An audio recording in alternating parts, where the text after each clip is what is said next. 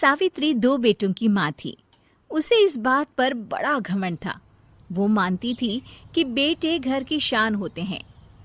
ये ले सावित्री, मिठाई खा, मेरे यहाँ पोती पैदा हुई है। ये सुनते ही सावित्री मुंह बना के कहती है, अरे तू तो लुट गई, बर्बाद हो गई, तेरे यहाँ लड़की पैदा हो गई। अरे तू ऐसा क्यों कह रही है? मैं तो बहुत खुश हूँ।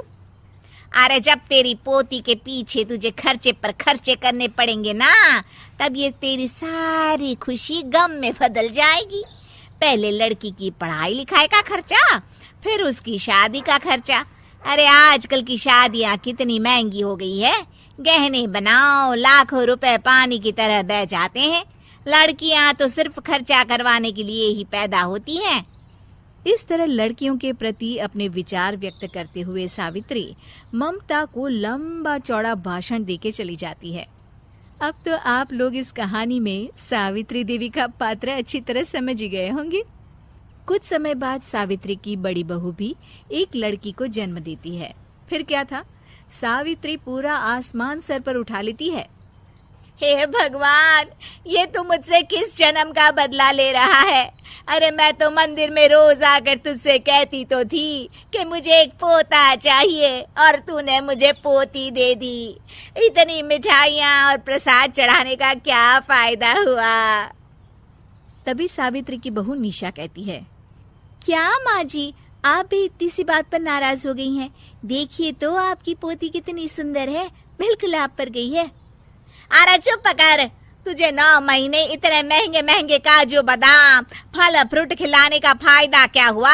मेरे तो सारे पैसे बर्बाद हो गए। ये सुन सावित्री का बड़ा बेटा अजय कहता है, माँ, तुम सिर्फ नाम के लिए 2020 में रहती हो। असल में तुम्हारा दिमाग सैकड़ों साल पुरानी सोच रखता है।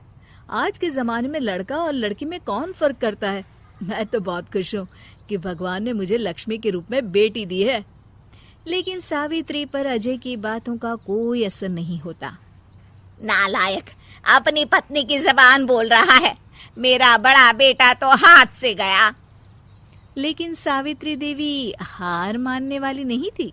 वो पोते की चाह में अपने छोटे बेटे विजय की शादी करवा देती है।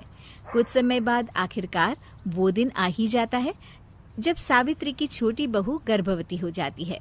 सावित्री इतनी खुश हो जाती है कि वो बच्चे के जन्म से पहले ही सारे मोहल्ले में ढिंढोरा पीटने लगती है। ये क्या सावित्री, तू तो पोते के जन्म से पहले ही मिठाई बांट रही है। पहले पोता पैदा तो होने दे, और फिर क्या पता अगर पोते की जगह पोती पैदा हो गई तो। ये सुन सावित्री चिढ़ जाती है। अरे अपनी काली जबान मत चला, मेरी मिठाई खा के मेरा ही बुरा सोच रही है। बड़ी आई, ला मेरी मिठाई वापस कर। देख लेना, इस बार मेरे यहाँ पोता पैदा होगा, पोता। लेकिन ठीक इसका उल्टा होता है। सावित्री की छोटी बहू भी एक लड़की को जन्म देती है। सावित्री फिर से रोना धोना शुरू कर देती है और अपनी छोटी बहू को कोसते हुए भला बुरा कहने लगती है। देखते ही देखते ये सावित्री की रोज की आदत हो जाती है। एक दिन उसकी इस आदत से परेशान होकर विजय अपने भाई अजय से कहता है, भैया, माँ खुद एक औरत होकर हमारी बेटियों को पसंद नहीं करती, उल्टा उन्हें रोज कोसती रहती है। मुझे माँ की यह आदत बिल्कुल पसंद नहीं आती। अरे तू ठीक कहता है, मैं भी अब माँ से तंग आ गया हूँ। अच्छा, तो अब तुम दोनों इस तरह पीठ पीछे मेरी बुराई भी करने लग गए हो? नहीं माँ, हम चाहते हैं कि घर में शांति बनी रहे। हमें हमारी बेटियाँ बहुत प्यारी है। मैं नहीं चाहता कि वह तुम्हारे ताने सुन सुन कर बड़ी हो, और इसीलिए हम दोनों ये घर छोड़कर चले जाएंगे। हाँ माँ, मैं भैया की बात से सहमत हूँ। जब तुम इस घर में अकेली रहोगी तब तुम्हें अपनों की कीमत का एहसास होगा। अपने दोनों बेटों के मुंह से अपनी माँ के लिए इतने कठोर शब्द सुन सावित्री भावुक और रुआंसी होकर कहती है, क्या सच में तुम दोनों मुझे इस घर में अकेली छोड़कर चले जाओगे? हाँ माँ। हाँ माँ, अब पानी सर के ऊपर जा चुका है।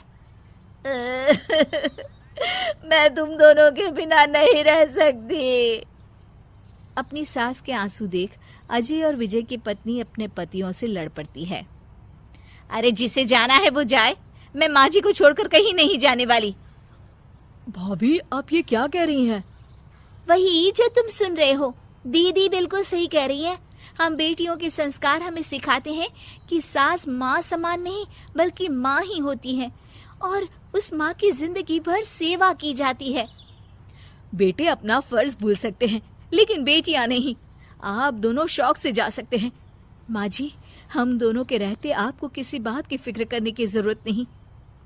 फिर क्या था, सावित्री के ऊपर छाए बेटों के घमंड के बादल उसकी बेटी स्वरूप बहुओं के तेज के आगे आंसू के रूप में परिवर्तित होकर सावित्री की आंखों से बहने लगते हैं और वो उन दोनों को गले लगा लेती है।